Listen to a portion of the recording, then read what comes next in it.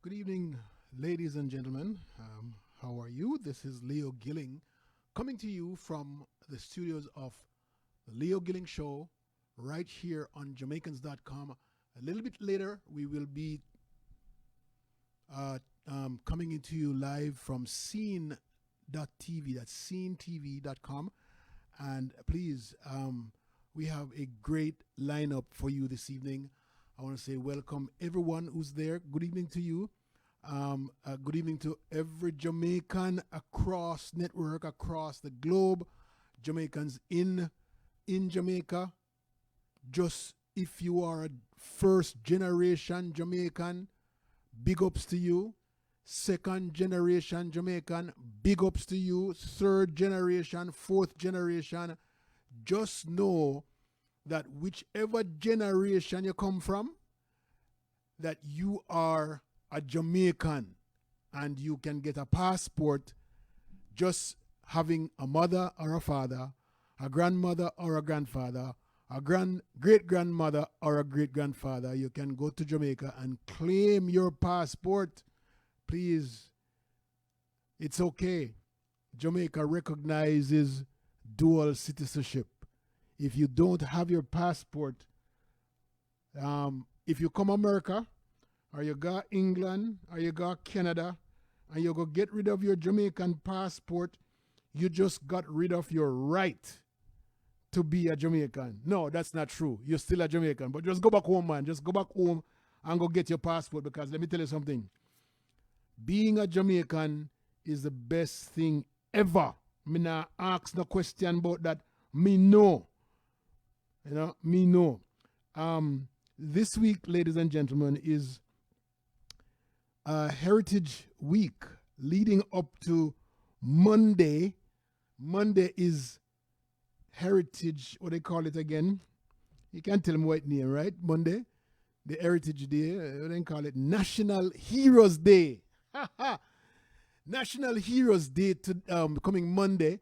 All of this week we celebrate Heroes Week. So Monday we had a young lady on. Her name is June Carley, and we chat all kind of stuff. When it comes to Jamaica, I'm going to tell you something. We chat all kind of stuff, and it was really fun to have June online with us on Monday evening. But June is going to be back this evening, but with Miss Olive. Miss Olive, boy, I'm telling you, I interviewed Miss Olive about 3 years ago. Miss Olive had, she was married to her husband for her late husband for 75 years. Miss Olive was married to her late husband for 75 years. He died a couple of years ago. He died when he was 104 years old. And she then was 100 years old. Okay, so she's a centurion. So she's about 102 years old now. And if you talk to Miss Olive, you would think that she's like 30, because when you hear her talk, boy, I may tell you the truth, she have better memory than me. And me thinks I may have a memory of an elephant for old things. And she's really, really good. So you're gonna run into Miss Olive this evening and call her in a few minutes. So bear with me. But I just wanted to take some time to thank you for being here this evening. It is actually absolutely very nice to have you right here with me, because you could have been doing a whole lot of things, but you want to celebrate Heritage Week with me, right? Yes, you want to celebrate Heritage Week with me. Remember, Heritage Week is when we recognize our national heroes, and you can name the national heroes them for me, man. Name them for me. Let me see if you know who your national heroes are, right? Here's Marcia Claire says, awesome. Edith Clark, good evening to you. Juliet Trimmingham Poirier, good evening. George Raymond says, hello, how are you? My name is George Raymond. I was born in Montego Bay, Jamaica. One love to all, enough respect to you. George, Melanie Laverne, Doris, Eugene Castillo, Tapia, really nice name there. Angela Lewin Brown. Let me tell you something. There is no culture better than Jamaican. Think about this for a minute. Because in 1948, those guys ran the 4x400 meter race, and no, it was a 400 meter race, and they won first and second, right? You can tell me their names. And in 1951, they ran the 4x400 meters, and they won the 4x400 meter goal. It was probably the first goal Jamaica ever win, and that was before independence, right? Well, they set the stage for all of this prolificness, in track and field. Now Jamaica is known as the powerhouse in sprints from 1 through to 4, and then all of a sudden you saw the other day they did well in the field events. Now you see discus, long jump, shot put. Oh my God, that was pretty good. That was really, really good. But Jamaica, the Jamaican-ness in us, is that thing that tell us that we born this up, we grow this up, right? And we experience one kind of life. Whether you come from Kingston, whether you come from country, there's a certain type of Jamaican-ness about you when you travel. It's that Jamaican-ness that they find in the music, our music that they find so really good. When I hear, I was talking to Freddie McGregor the other day, and him say, some of these guys are taking the music to another level, doing hip hop music in Jamaica, and it just not fit because why would a producer come to Jamaica to listen to hip hop, and hip hop is American music, right? So what makes us so unique is the ability to create from scratch, work on it, right? Work on it, and then make it bigger than ever. I don't know better than that, right?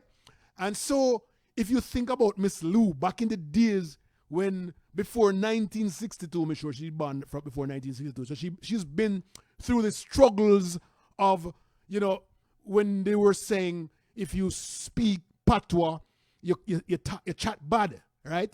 You chat bad. When you speak patois, you chat bad. That's what them teach us when I grew up.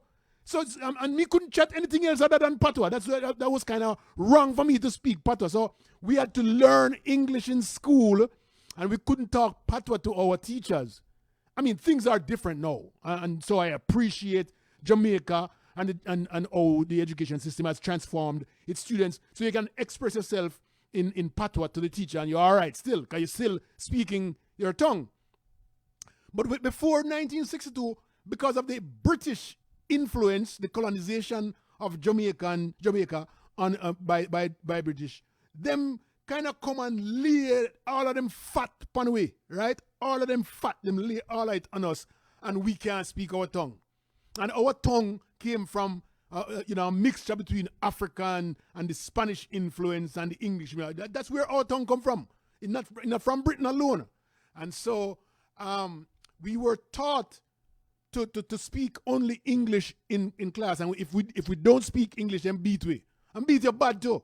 Why you chat too bad? Go in at the corner, that kind of thing there.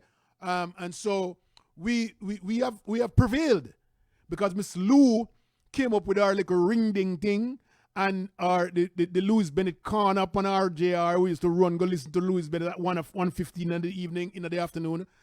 And then she started this whole thing, said, a fluid tongue this, we need to chat it.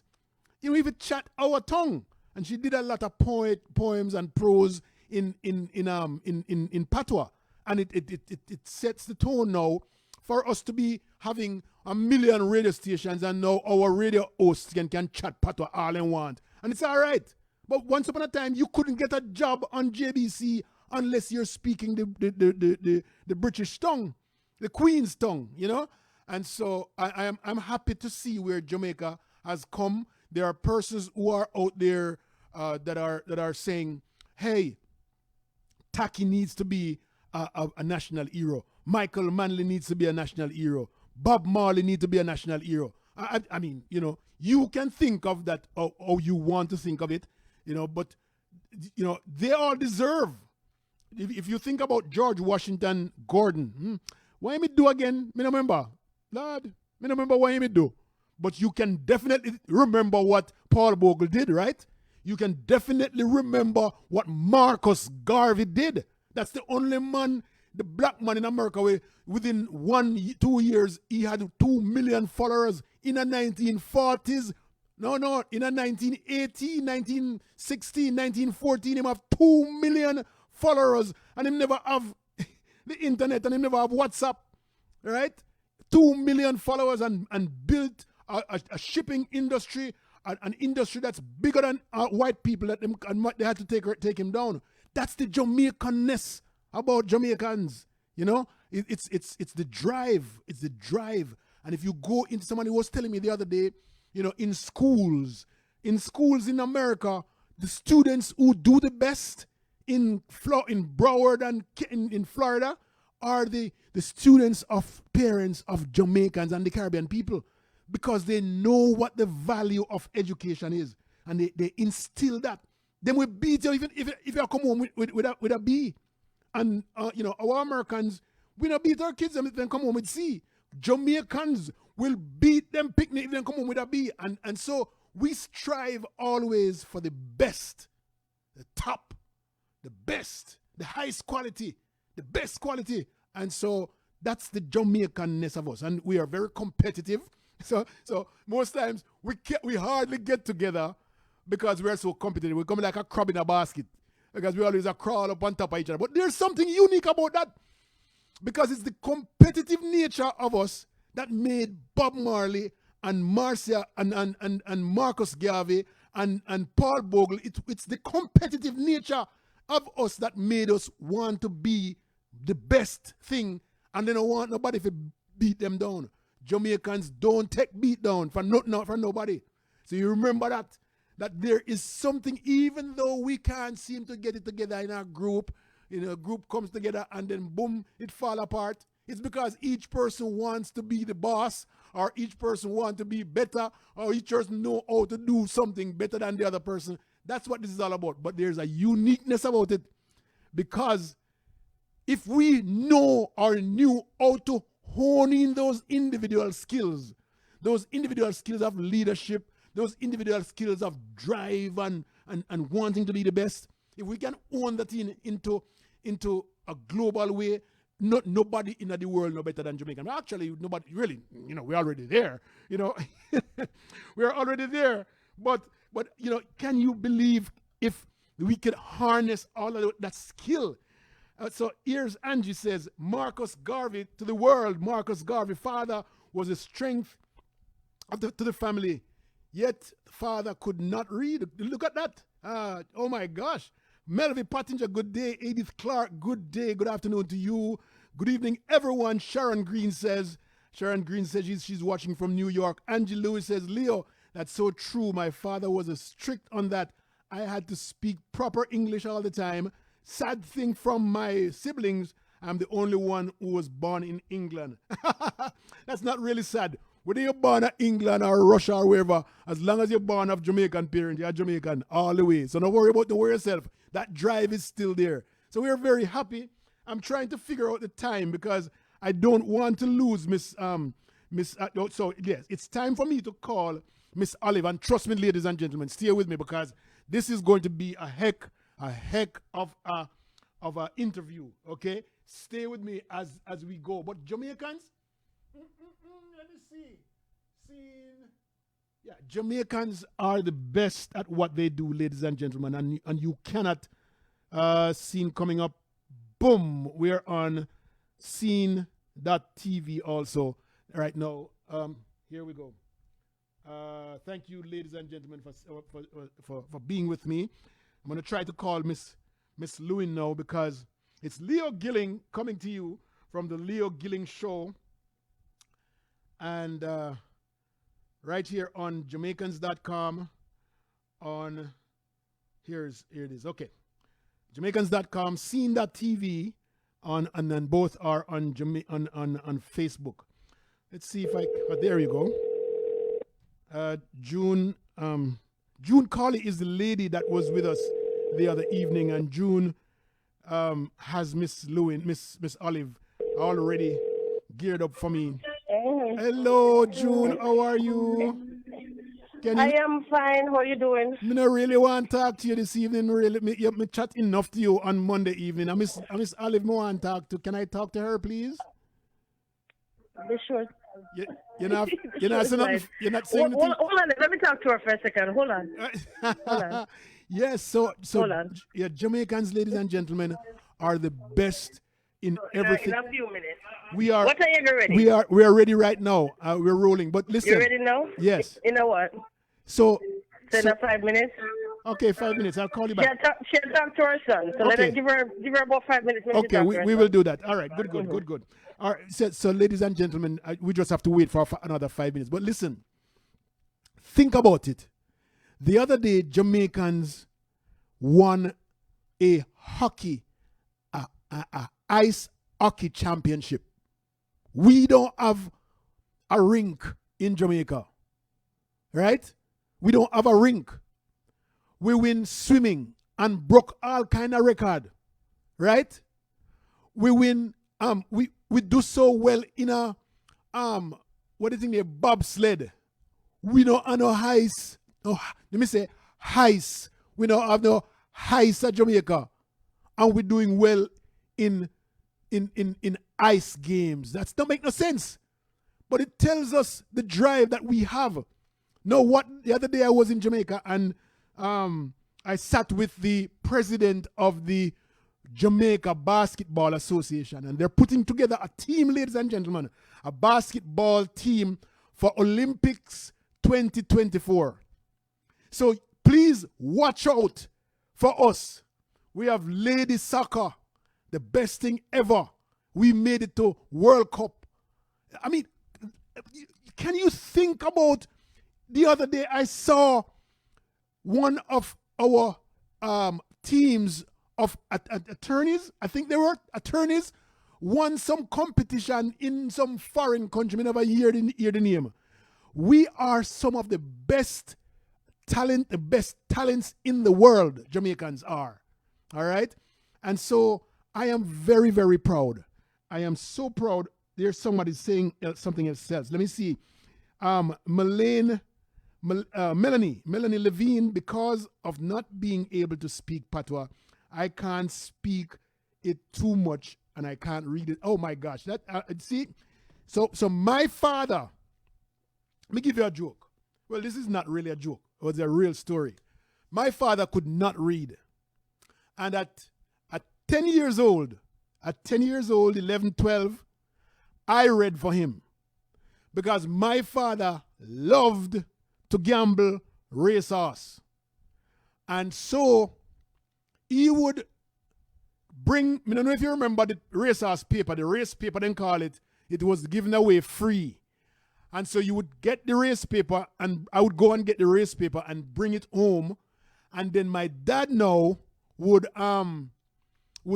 he'd wake up, go to sleep and wake up, and him call me and say, boy, come here. I don't know why him called me boy. I don't know what. Hey, bless his soul. Died 1978. Call me boy. Boy, come here. And he would say, all right, me dream see cherry, or me dream see cow, or me dream see horse, or whatever.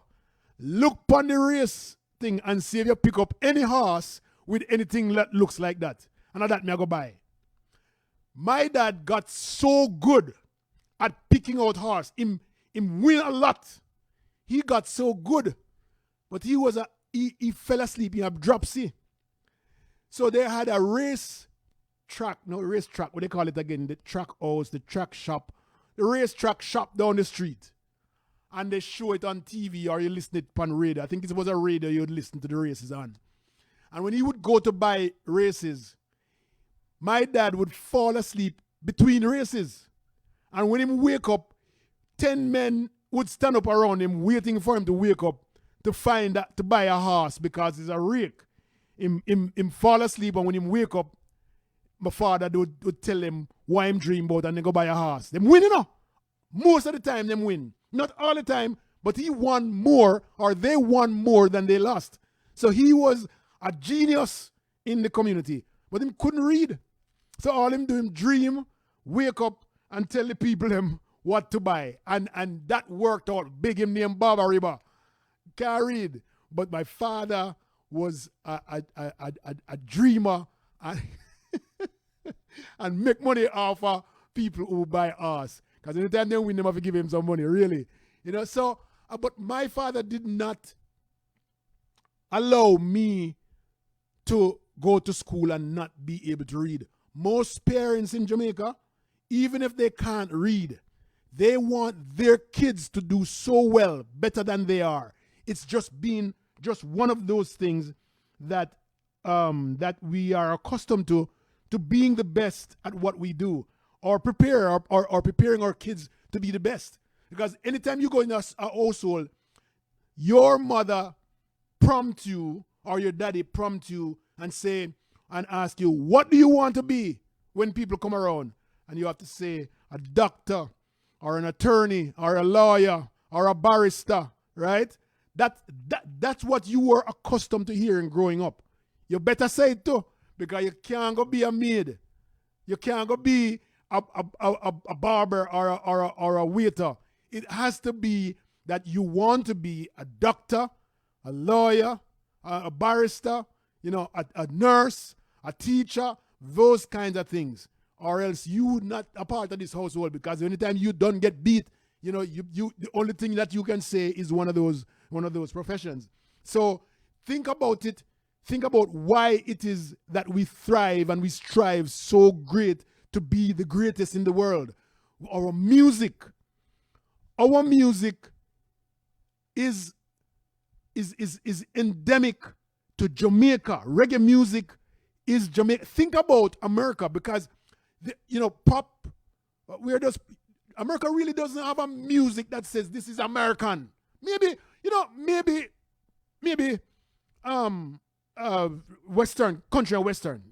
Maybe country and Western is theirs, right? But Jamaica has made reggae music the dance music throughout the world. Think about it. Anywhere you go in this world, you can find a club, whether a Jamaican own it or not, they are playing reggae music. Trinidad, St. Lucia, Barbados, them stop play soca music. A reggae music a play in a for them dance hall. China, Japan, Switzerland, England, all of UK, them stop play for them music, whatever it was. And all they're playing inside of their bars and clubs these days are reggae music. It's reggae music, right? The White House, Obama would well, let's not talk about Obama. There was a guy by the name of General Colin Powell, who's a second generation Jamaican, and he was the chief of staff in the house in the White House back in the 90s, and he was settled. He didn't accept the position or the charter to run for president, but he was right there, a black man, Jamaican, running for president. That would have been great. But him tell us in a film book that the only music that play in a film office every day was reggae music right throughout. Bob Marley, yeah. And so the first place that Obama, when he came to Jamaica, the first time as president in the United States, the first place he went to was Bob Marley's place. Think about that again for a minute. Think about the impact of Jamaican culture throughout the world. Think about the food. Anywhere in the world you go and you say Jamaican, someone says jerk. Jerk chicken or jerk something. Okay? Now there's jerk all over the place. Then jerk pork, then jerk oxtail, then jerk swims, then jerk everything. Fish, everything get jerks these days. All right? And so Jamaican jerk becomes the household name for anything Jamaican across the world, not just in Jamaica. Now you hear them talk about oxtail. There's almost no other country in the world that made oxtail a household name. because we cook it the best. And I'll ask Miss, and when what's your name? When Miss Olive comes on, I want her to tell me how them cook oxtail back in the days, or if them have oxtail. Because when me I grew up, me don't know nothing about oxtail. Because oxtail would have been too expensive. Me know about pigtail. Salted, curded, no, salted. Salted, brined pigtail, right? And that's what I know. But I didn't know about oxtail till I come to America. Because I never eat it until I come to America. It is too expensive.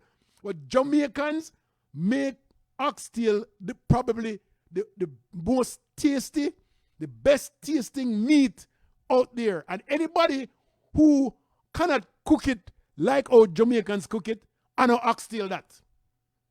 Believe me. I know if it can't cook, if it not tastes like how Jamaican cook oxtail, it's not oxtail. But people do whole heap of little, stuff playing around with jerk and jerk and jerk. The other day, I saw a store putting out jerk chicken and rice and beans, right? Rice and beans. And say it was Jamaican. So they quickly took it off because it was fried chicken. Fried chicken with white rice and then threw the beans on top of it. And they got flack for it, all right? Oh, Miss Olive calling me. All right. Miss Olive. Okay, Miss Olive, I will call you back on the other line because this is not the line to call. I'll call you right back, okay? All right, great. That's Miss Olive calling me. So I'm going to call Miss Olive. Listen, you can talk to me all day long. I really appreciate what you guys have done, being here with me, but I really want to introduce you to Miss Olive. Let me put on my glasses. I'm not that young anymore, so I have to wear glasses to see what's going on. All right. So now we can talk. This is Aunt Olive. There you go. All right. Miss Aunt Olive, I have two numbers for Aunt Olive. I wonder which one of them. I don't know which one it is. Let's hope this is the one that's good, that's working. Gosh. Hello, Marie Rochester Morgan. Good day, Maria. Delrose Marshall. Grace Ringrose. Good day. Good day. Edith Clark. I don't know. That's the number. She's. Wait. Oh, is that the right? Is this the right number? Wait. Hello. I think I have the wrong number. I'm so sorry. So I need to call Aunt Olive at her house number. Okay. Here we go. I'm so sorry about that, ladies and gentlemen. Stay with me because we have a lot of things to talk about, and you want to hear Miss Olive this evening. Believe me, Miss Olive is no chicken. Hello, good evening. Is this Miss Olive? Yes, good evening. How are you, Leo? Lord have mercy, a long time in a year. 3 years now. It's 3 years? About that about there. I think it's no, it's 2 because I was 100 when you. That is right. It's 2. That is exactly. Yes, we may talk about people. I told there are a lot of people listening to you right now, Miss Olive, right? And I said to them that your memory better than mine, and you just prove it. That's a compliment. I'm glad to hear that. Yeah, man. Good evening to you. How are you? I am great. It's so nice to hear you. Thank you for joining me. Same here. The lady in the picture is not June, you know. I know June that. No, that is not June. Who? That's Denise. Oh my! What kind of thing? Was visiting another niece of mine. So that's how we hug up all the time when we meet. Oh my gosh! I thought it was June. And look for me. I said to myself, June can't be so pretty. No, remember June so pretty at all. So you tell her to me say that.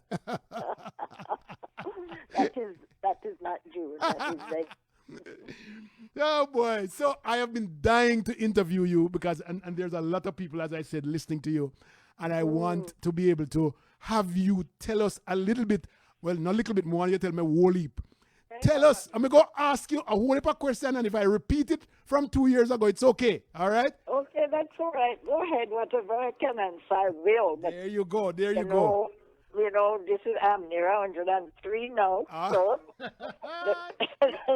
so the memory should not be so sharp. Me not believe that at all. So, Nice talking to you again. yeah, man. So which part of Jamaica you come from? I am from a little district called Smithfield, above Jack's Gate. You know where that is? I have no clue. I don't even know what is Smithfield. Which parish is that? Oh, you know where Newmarket is? Oh, it's down Newmarket, yes. Yeah, well, I am a mile and 3/4 out of Newmarket, going south. Oh, okay. I see. All right. So you were born there? Born there, grew up there, left when I was 16. So when I'm coming from Montego Bay, I would go through Catadupa and go down, right? You didn't have to, you know, you go up Long Hill. Go up Long Hill? Yes, go Anchovy. To Anchovy? Montpelier? Chester Castle. Chester. Oh, so it's Chester. So me pass the turning for go up Catadupa. I see. So we go up to Chester Castle. Okay, gotcha. Yes. New Roads and then Smithfield. So you have then the kind of when last you go home? I was there summer. Oh, this okay, all right. Because we know say how come you remember that so much? I came back. Oh, come on! I came back in July. Oh, okay. How is Jamaica? What you remember when you were a kid? Jamaica is a far cry from when I grew up there. Of course, you would expect that because that time we were under British rule. Right. And like me, couldn't go to high school. Is that right? You couldn't go to high school? No, we had one high school in each parish, and it was the people who call themselves the upper crust. Oh. Their children could go to high school. What? Or once in a while you would find one among us who would maybe be very comfortable, well off and so on, you know, like a teacher's child or so. But the ordinary people couldn't go to high school. I did not know that. Okay, so so they call themselves the upper crust? Yes, they call themselves that. Oh. The elite, you know. And they look down on you poor. Even if you are capable and so on, they look at you as you belong down there, you know, that way. Oh, my God. That was the order of the day. Now, those of us who did elementary education, the teachers had a thing among themselves called the Jamaica Teachers Association. Mm-hmm. And they arrange, no, darling, turn on that. They arrange after school education to take the place of the Cambridge exams that used to be set in England. Oh. So I am a product of that. You had to do a preliminary exam where they test you in English and arithmetic. It was then, because we didn't know anything about mathematics then, it was called arithmetic. So you did a preliminary course, and then if you were successful, you would go on to the intellectual course, they call it. Whoa. Where you do the exams now, first, second, and third year. Right. That's what I did. Okay. Okay. So the intellectual course is the first, second, and third year. Is that what it is? Yes, the first year, second year, and third year. Three levels. Okay. And you know, when I didn't go to college or university until I was mature. Okay. And that time things had changed. Okay. Yes. And when I went, it was difficult to pursue higher education because the teachers' examination, they used to call it the Jamaica Pupil Teachers Association examination. That was founded on the British curriculum, but administered by the JAS. Oh my God. And we were well grounded in English, yes, as social studies, and general science. Okay. So, at what level did you go to school? Is it grade 1 through 9? Oh no, you had junior A, that's the reception class. Then you do that for a year, and junior B, which was the second class in there among the juniors. Right. Then first class, second class, third class, fourth class, fifth class, and sixth class. Sixth was the highest one. Wow. Okay. And children left school at those times at age 15. Yes. And those who were bright and could make it, they would reach sixth class. But most of the people who maybe didn't have books in their homes and all like that, those children weren't as forward as the others, and they would leave maybe. So books were hard. So books were hard to come by. Books were hard. Yes, books. But something, our house was full of books. Right. And my father had a school plan for us, so he taught us that. So when I went to school, I went into junior A. My teacher put up on the board A, B, C. The cat ran away with the hat and so on. And Yes.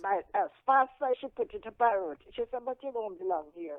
she sent me over to junior B. Oh. They're doing 4-letter words, 5-letter words. Oh my as God. fast as the teacher put it up on the board, So I you were wrote it. able, because She said, "You don't belong here." And she sent me over to first class. First class. Where they had the first book, I call it, the Longman's First Reader. I could read off every letter. Hold on. You don't belong here. Tell me the name of that book again in first class. Longman's. Longman's Readers. Oh my God. Is that And when? then they had what they call the New Royal Readers and the Royal Star Readers. All those different books were books that came out from England, From because England. we didn't have publishing in Jamaica or not like that. Oh my God. But my father was education minded, and he always put it in us that when you get a good education, you can make your way. You can be anything you want to be. So our house was full of all those books. Miss Vandenberg.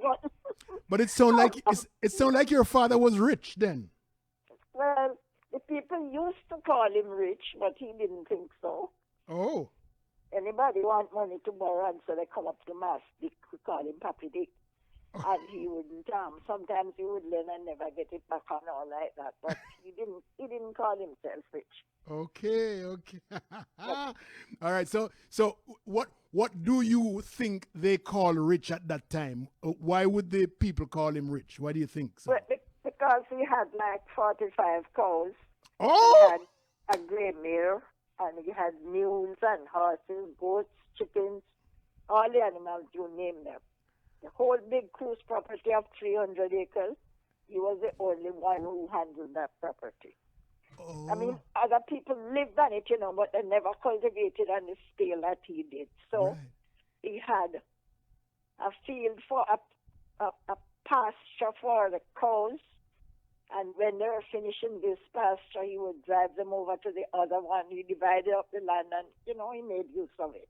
Okay. And he always has a riding horse. A riding horse? Yes, and Mama rode a horse too. What? Sitting in the lady's saddle. You don't know those things. The lady's saddle. They put him in the lady's Yes. saddle. The saddle was made in a special way that you I don't know have that to, both feet on one side. Both feet. sit across. You sit like a like you make what they call time. I look at those things now, and I really enjoy thinking about them, because those were things. Okay. Oh my gosh. The side saddle. Yes, they used to call it the lady's saddle. Lady's saddle. Oh my gosh. And So most people either ride the horse or the donkey or the mule, but they never had cars and so. Right. He had a buggy, what you call they call it the coach. The what? The coach, C-O-A-C-H. Yes, the Two coach. horses pull the coach. Yes, the And coach. the little buggy now is called the fly, F-L-Y. That will be pulled by one horse. So, and my uncle was a teacher at Nightingale Grove, so he used to go off in the fly to school in the mornings, and my big sister would go with him. So tell me. At I want you to think carefully now. Between I want you to think carefully a little bit, right? Between the age of 5 and age 12, can you remember what Christmas? We're coming to Christmas now. Can you remember what Christmas was like? Tell me about it. I am telling you, Christmas was a time of great celebration. They would have concerts in the different districts. Some people have it in their yards and so on. But Christmas was a special time. We were taught Christ was born at Christmas. Yes. We would learn the Christmas songs and we'd have the Christmas concert. And we had feasts. In my home, they used to get up early on Christmas morning. I remember that so plainly. Yes. And make egg punch. You ever hear about egg punch? Egg punch? No, me know eggnog. Well, that is a small version of the punch. Okay. The punch would be, Mama had what you call an extractor. Okay. And it had a wheel like what you have. I don't say anything like that, no. Mm-hmm. What does it do? A big jug, and the egg and the milk, and it would be wine and nutmeg and everything, and make a punch. And everybody would get a glass or a cup of egg punch Christmas morning. Oh my God. I remember my little brother, when he got his and finished it, he fell asleep right away because of the wine that was in it. In junk. Yes, it knocked him out. Oh boy, and we sang Christmas carols until daylight. We got up early morning, you know. Yes. That was a celebration for early morning. Right. And then we would, when day was bright and the sun was high, we would get out and it was just a time of celebration. We didn't do any hard work or anything like that. What was music like those days? Because the music. What was the it? drum and what you call it? We call it now boombox. Yes, and gramophone and guitar. And the violin. My father could play all those without learning one note. Is that right? Okay, so the violin, the gramophone, yes. the gramophone, the guitar, and they had the fife. Yes. They call the violin the fiddle. The fiddle. That's right. That's right. The fiddle. That's right. That's right. And they had the fife and the fiddle and the drum. Okay, so mostly all of that music was live music right there throughout that time, right? It was live. Of course. And groups of people would come from a district we call Cottage. And they would come out with their orchestra. You hear me? The guitar, the drum, the fife, and the fiddle. Oh my gosh! And the shake. Yes, yes, they want to make out a goodie, right? Yes. Yes. Calabash and thing. I don't know what they used to have in the calabash. Okay. But I know the little boys would have the shakers. And yes. some would play the little drum and some would play the big drum. Yes. And then the guitar and the fife and later on the banjo came in. And then how did you dress then? What was your clothing like? Oh, well, those days girls never wear pants. Not jeans or anything like that. You had to wear. We used to dress as the girls. You dressed in frilly dress and the prettiest of clothes, but it had to be, the dress must be far below your knee. Oh, I see. Okay. Yes, it was those were nice days, I can imagine. Life was very civil then and sincere. Nobody would tell anybody a curse word and all like that. Because Miss Olive, there's a proliferation of what do they call it now? When you thief people thing, pretty larceny. Yes, there's a huge high incidence of pretty larceny. People that taking people's stuff. When I was a child. That wasn't happening then. That wasn't. I mean, later on, you used to hear about this one going into this one ground and stealing out them food and all like that. But that is when we were, grown up like. Okay. So the only thing that you would probably worry about is a chicken hawk or something like that, right? Or mongoose. Or mongoose. Yes, mongoose come and if you ever leave that full coop door open, you know that mongoose can climb. Mongoose Yes. would climb up into the plane. Oh, yes. Take out the chicken. Yes. So when did you have your first boyfriend? Let's get personal now. Well, let me tell you something. Yes. My mother, she was one of those, well, old time. It was old time then. Yes. And she would talk to us, the three of us girls. She'd tell us about boyfriends and when the boys begin to call to you and all like that. She said, put a price on yourself and don't let any boy get to laugh at you and so on and so forth. Let me see now. I left home at 16. I never paid the young men any mind because I had a plan. I said, according to my mother, she said, get a profession. And when you know exactly what you are doing, then you can listen. You can listen to the boys. How much of that got spread around to the community? Meaning that how many families, how many mothers did that to their children? Yes, that was spread around the community very widely. All the young ladies there. We were 3 girls in our family, and there was another lady who had 5 girls, and others with 1 and 2. And any girl that would really take up a boyfriend too early, you don't keep company with them. But because it's so different now, oh boy, it was something those days. Yes. I would tell you about love, courtship, and marriage, and that there was time for it, and you put a time limit on that, and you know. So I grew up under that kind of discipline. All right. So you left home at 16. So that means you must have had a boyfriend when you were 17 or 18, right? Or something like that. No, sir. When did you have your first boyfriend? Your real boyfriend? Well, my first real boyfriend became my husband in my 20s. I got married when I was 27. Wow. Okay. There were other young men who would come and, you know, make advances, and I would say I am not ready.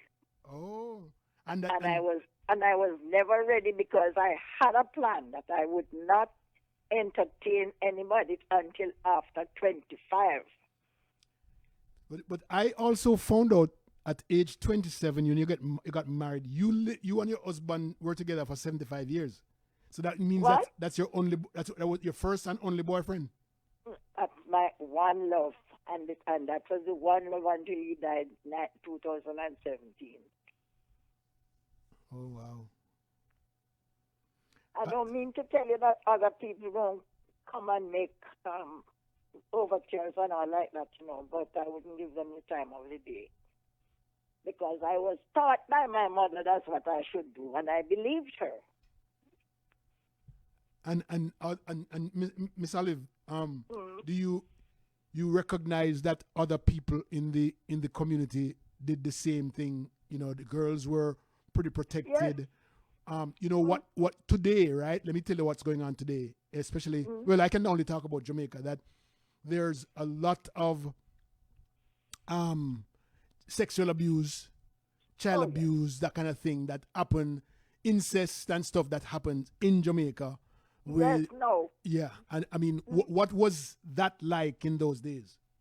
Oh no, you never heard of those things that in our day. If I remember a girl, she was born 1912. She was 5 years older than I, and she got pregnant, and it was she was banished. She was sent away to some relative, and then this story went around, and it was a shock to the whole community. Everybody, as it were, talk about it. And it was different, you know. It was totally different. We grew up to realize that marriage was something for when you are mature, and sexual relationships were taboo. And you never found that like what is going on now. What do you think changed so drastically from 60 years ago, 70 years ago to now, when there's almost no respect for the other person that you believe Right. that what happened? Let me tell you, life was simple those days and sincere, and most families believed in God and tried to live up to Christian principles. That was the order of the day. But nowadays, that is, second place, if not last place. You have lived through several the life or lives of Life cycles. of our national heroes. You have lived through Bustamante, Oh, yes. George William Norman Gordon, Manley came before Buster. right? Marcus Garvey, and Yes. those guys were living while you were alive. Yes, What was that era like? I was listening to a story last night where the independence of Jamaica really started back in 1934 by a gentleman in the Progressive League by the name of Robert. I don't remember his first name, but all that led up to the 1962 independence. What was living there with Manley? I think the change started in 1938. I can remember when, I don't remember who was the moving spirit, Yes. but there was a man who went through, was it Marcus Garvey? I don't remember who that was. But he went throughout the island trying to rally the Right. people who they would call the lower class, Yes. and to make people aware of their existence and of who they are and who they should be. And that was a movement. It's called Progressive League. I remember his name is something Yeah, under that was Robert. it. Yes. And Yes. things started to change from then. And later on, you have Jamaica welfare came in during the Manley era, and then people started, living standards started to rise, and the society began to really change Mm-hmm. until we got independence from Britain. Now, then that was something else. People were not prepared for it. They didn't understand the meaning of independence. So they got the feeling now that nobody must work for anybody, and then you get the rise. I was about to ask you, what did independence? What was that like? What was the transformation like? Yes, that was what happened, but it did good for some people because one thing Norman Manley did, he opened the doors of the high school to children who were able, Yes. and so education changed, and Yes. so the society changed. Yes. Food production, education, and transportation. Okay. Rapid changes took place in those areas. And Yes. so the rise of the new Jamaica began. My I God. think it was from 1938, as far as I can remember. It was about that time. Tell me about the Mento music, the Mento era, the merengue era. Tell me about that era. Or the Mentor Band. We could only hear it. They used to have street dances and all that, and picnics down in the commons and so on. Yes. But we could only stay afar and look at those. We were not permitted to participate. Oh, girl, because you're a girl, you don't go to those places. Yes, they're my sisters. I remember one evening, a man we called Father Stewart came and was having some meeting down at our place there down at the common. We had a big common down there with a big pond. And he was down there, a crowd of people, and made a big ring, and he was jumping up and railing, We call them Poco. Yeah. And so my sister and I, my bigger sister, the one I followed, we took off in the evening and went down into this place to watch them. And when we stood around the whole ring and looking, we see Papi come down with his strap and his strain in his neck, looking in the ring, and then he passed by me. I stood right down low, and he passed by my sister looking for us, and I touched her, and we ran up the yard and get into bed. And he came up here to Mama. I don't see them. I don't know where they are. Mama said, but we didn't look in the room. Maybe them in the room. And then when he came and looked at the door, hear him to Mama. Mama, fast asleep. I cannot forget that experience. When were you first exposed to radio? When were you first exposed to radio and television? Radio, well, that came in when I can't even remember what time. All right. But I mean, in our childhood, we didn't know anything about the radio. We had gramophone music and so, right. But we never. And the newspapers now were.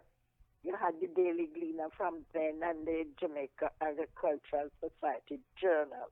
Those were the, and they have another one called McDonald's Almanac. Those are the news media that Papi Dick. So when you became 16 and you moved out, where did you move to? I moved to Hanover. You moved to Hanover?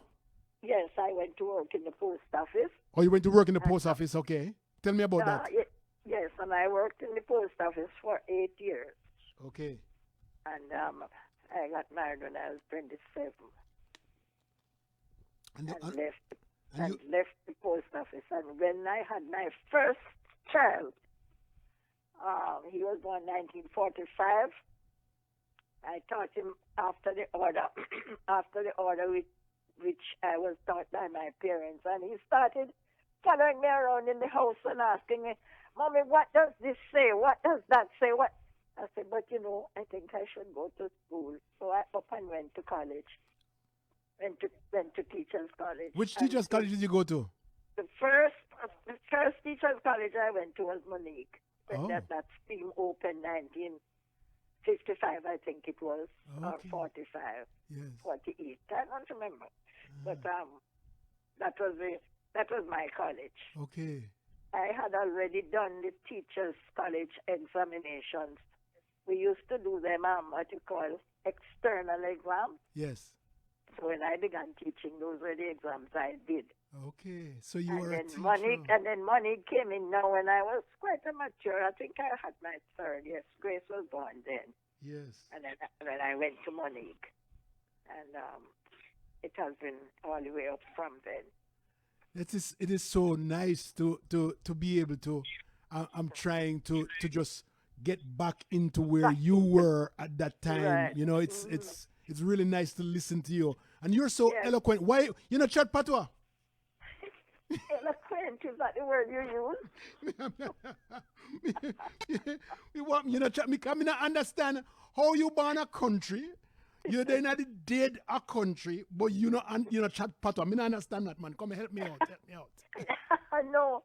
You know what Papi Dick told us? Yes. But why these young people can't do anything in education?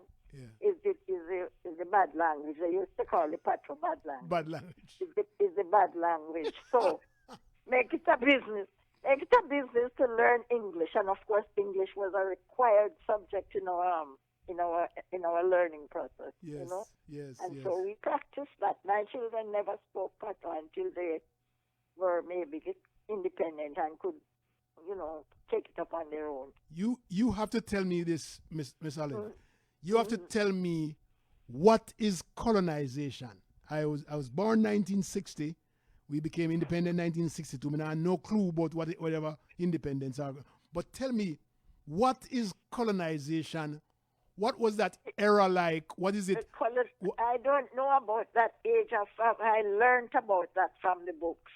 When the countries, chiefly the British, went around the world taking charge of different islands and countries. Jamaica was one of them. It was from 1655 that the British came to Jamaica. To 1962. But what was it like to live under... that was 1655 according to our history. Right. And then we never got independence from Britain until 1962. Right. So over 300 years of British rule. Mm-hmm. Our inspectors of schools were sent out by Britain. All the institutions were headed by people who came out from England. So there was a lot of white people around? Oh, yes, quite a number. Yeah, our postmaster general was white. Our governor, we didn't have governor general then. We had the governor generals. They were always white. And the colonial secretary, who was the chief law officer, Mm-hmm. We didn't have Attorney General then. We had Colonial Secretary and the governor and the Colonial Secretary and the head of the civil service. I forget what they called him. Those were the people who made laws and, you know. So when these white people would come on in your community, what happened? Well, the children, we would look up at them and say, yes, sir, and no, ma'am, and so on. Because we were sort of grown up under the culture that they were the people who are teaching us to live. That was the idea then. But as education became localized, people began to think now, to read and to realize that after all, they're only people like ourselves. So what? All the business people. I remember my cousin went down King Street one time to a store called Nathan's, and he saw a pair of shoes that he would wear, and he went to the manager. The sales clerk was trying to sell him the shoes, all white or, high-colored people, they call them. And he said how he liked it, and then she couldn't sell him, so she called the manager, and he said to the manager, could you give me a job here? He said, well, we don't take blacks here. And so blacks should buy your shoes? What you put on the shoes? I was like, never forgot that. Oh, there was a kind of awakening that, after all, this is our land. And of course, the politicians went about and, enlightening the people. But it was the influx of education that really lifted the society. But I don't know if it is a better society now than then, because everything is so terrible now out there. People don't have any respect anymore, and there's no civility.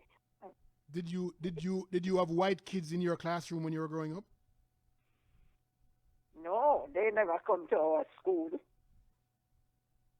So they had special schools. They had special schools. There were the schools that you wouldn't find a black child in, because elementary schools were few and far apart. Ah, okay. You see, you would have like what I would call it, a quarter week school that elderly people would keep, and the children would go to those schools. Those who could not manage to go to the government school, they call it. Yes. Okay. And then, oh my God. Gradually, and a set of people who really came into Jamaica, I don't know what time, but were the Chinese. Every district you went, you would find a Chinese businessman. Yes. And that's what it was. They were called them shopkeepers. Shopkeepers, yes. They were mostly shopkeepers. Yes, the Chinese. Ladies and gentlemen, we're talking to Miss Olive. Miss Olive, what is your last name again? Wallace. Sis Olive Wallace. My name was Smythe before Smythe. Smith, Smythe. Smith. The name was Smith, Smythe, and great-grandfather, whose father was a Welshman, gave him the name of Smith. Right. And some man from somewhere around New Roads, I heard the story because I didn't know him, stole a goat and went to prison. And he said, what?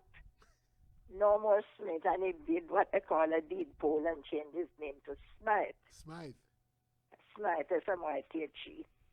And so there were three brothers of them, and they all used the name Smythe. So anywhere you find somebody by that name, they're all related. So hence the township's name is Smithville? Smithfield, F-I-E-L-D. The name of the Smithfield. Smithfield. Okay. Oh my God.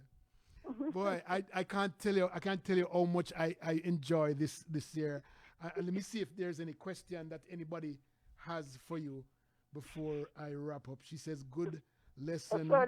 So Leo, tell me where in Jamaica you're from. Oh, I am a proud St. Marian, a proud Rockabessarian. Aracabessa. Yes. When I worked in the post office, my first assistant was from Aracabessa. A lie. Yes, it's true. Oh, Rokomesa, that's where I am from.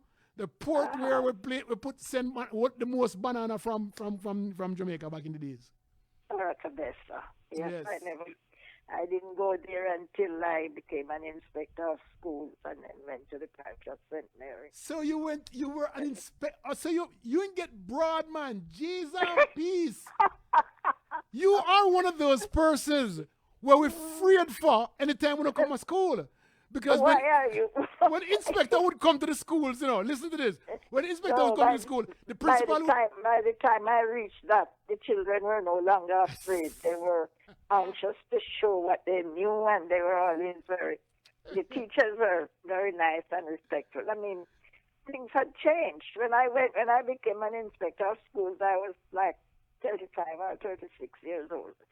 Let me tell you, when we were in school, primary school back in the days in the early 60s, and the principal finds out that the inspector of school is coming, it was a big thing. Yes, I know. Hold a minute, Leo. I'll be right back with you. Yes, ladies and gentlemen, that was a big thing. Every class.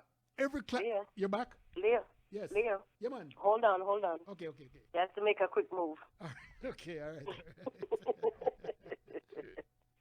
But you know, she's Dr. Olive Wallace, I know, right? I know. I was gonna tell everybody that. Mm-hmm. She's Dr. Olive Wallace. Mm-hmm. This is, ladies and gentlemen, this is June. Yeah, and she's, me call her June on the picture, and she that. Me think her she. Okay. But she not so good looking at all. June not so good That's looking. not me. I was saying, oh, she's so pretty. And I'm not June that. The woman have to come tell me, say, Stop. June that. That is Stop. really What you mean bad. how she's so pretty another June? That's what we should have said, don't. Right? Man, what an honor to have this lady online. Oh my God. I'm gonna wrap up. I saw that a lot of her family members a lot of the Corleys are online. The Christoph Corley. Who's Christoph? That's your son. That's my son. But Jesus. He's just acting a fool right now. Okay, me think I are relative them. Jeffrey. I mean, it's her grand. I know. But I know. Angie Lewis says, great history lesson. She also says the morals in Jamaica now is very low and degrading. Mm-hmm. The young folks have no manners there. Much disrespecting to the elders. Mm-hmm. Grace Ringrose saying great history. So here's Angie says the Progressive League. This has just been such a great honor to have her. And I'm just going to wrap up when she comes back. Okay, here she is. She is now. Hold on. Sorry, Leo. Yeah, Sorry man. about that. Dr. Olive Wallace. Yes, you are. Who told you that? Are you PhD, ED? ED. Okay. Much respect to you. I so thank you so much for coming to the show. And I was telling her that when Inspector used to come to the school, how we have to wear our best clothes and make sure the pants in our shirt and all them things. Do you remember that? And I'm going to tell you something about what happened when I was in primary school. My teacher was J.S. Redham. Mm-hmm. When inspection day, mm-hmm. he said nobody must wear any dress up, because all those children who never wore shoes to school, they would come in their shoes and so. Yes. Teacher Reynolds said the school was being kept in the church at New Road because the storm had blown down the school. Okay. And the morning when those children came to school, those who were not wearing shoes before, they had to go in the vestry and take off the shoes and pack them up in there. I never forgot that. Oh, my God. And then there was a girl named Emily Webb. She had her hair combed out, and teacher made her go in the vestry and plait her hair in braids, like how she used to come to school. He said when they dress up like that, they are not going to be able to remember to answer the inspector the questions that are asked, that they're going to feel strange. I cannot forget that time. And some of the children made a joke of it, but some were real angry. So you say you're from Newmarket area. Do you remember Yes. 1979 when Newmarket went underwater? What was that about? You remember?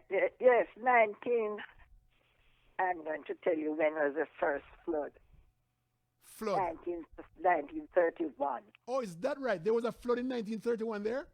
Yes, flood from New Savannah right down to a place called Beechwood, right across Newmarket up to Mocha. Nobody could walk. Nobody could walk on the road because the water covered the trees. And man from Black River came up with his boat, named Mr. Sinclair, and he used to boat the people across the water to the market and to the post office and so on. So what caused that? What caused that? I don't know because they had groups of engineers year after year come to examine and sound and try out, and nobody seemed able to tell why. Because Why, it happened why again. those- It happened again in and it- 1979. Yes, it happened again. It has happened 3 times since. Hmm. One time when I went home and it was the floods were there again. But Okay. they made roads now across the hills and around, so they call them bypass roads. So the people didn't have to use the boats. So let me read some things for you before we wrap up here. Michelle Mary Wilson says, hello, good afternoon. I would love to meet her. She also says, performed history lesson. Continued blessings, she says. Louise Stimson says, I really enjoy your show tonight. Thank you for having, I learned so much about the beautiful country. Great history lesson from Grace. Angie says, the moral in Jamaica is now very low and degrading. The young folks have no manners, much disrespect to the elders these days. Good history lesson, Miss Olive. And your grandson, your grandnephew is online, Christoph, saying I'm right here with her. It's good to hear that. Really good. Really good to hear that. Edith Clark says, God's richest blessing to Miss Olive. She is awesome. Thank you so much. That's very nice. So thank you so much again, Miss Olive, and I'm sure that I'm going to catch you again.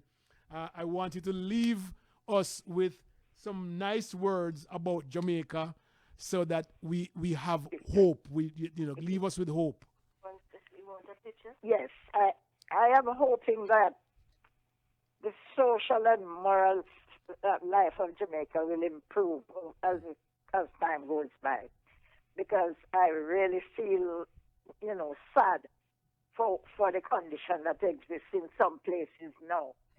But those places that have improved, I am very glad for those. You find some, education is at a very high level now. You have your own publishing and your native inspectors and officers and so on. It is so much different. And it could be such a happy place if people were more civil and if they had more of the Lord in their lives. God is put in second place now. When I grew up there as a child, it was very different. Religious life was a great part of the society, but now it's in decay. Oh, well, Leo, it has been a pleasure talking with you. My pleasure. Oh, my God. Thank you so much. I enjoy this, and it makes me feel like I'm at home in Jamaica again. That's nice. Thank you so much, Miss Dr. Olive Wallace, and have a wonderful evening, okay? Bless you. All right. What a wonderful interview that was. I enjoy that. This is Heritage Week, ladies and gentlemen, and it gives me pleasure, so much pleasure, to interview Miss Olive, Dr. Olive Wallace again, a very bright person. You can tell she's 102 years. In February, she'll be 103, as I forgot to tell her that I know what her birth date is. And Miss Dr. Wallace is just an amazing individual, able to recall the finest details about her growing up, about the country life in Jamaica. And this is Heritage Week. I will be back in about 30 minutes because I'm going to play some music for you tonight, okay? We haven't played any music since last week. And I know that when I ball me down, everybody that text me and talk about, more music. So after this show, I'm going to come back in about a half an hour, and we're going to play music. Hey, thank you so much for being here, and thank you for being a part of the Leo Gilling Show. Follow back on me all the time, all right?